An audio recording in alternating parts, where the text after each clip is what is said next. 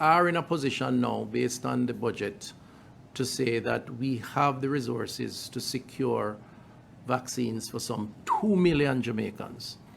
And that budget was announced today, which means that we have allocated over 34 million US dollars, or some 5 billion Jamaican dollars, for these manufacturer facilities.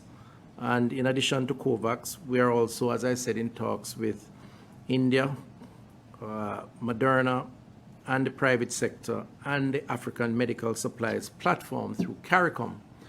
So the discussions that are taking place now are around how we secure the stocks of vaccines, not whether or not we can afford it.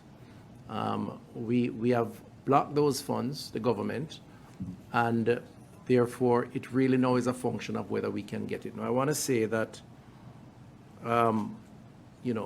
it's a challenge.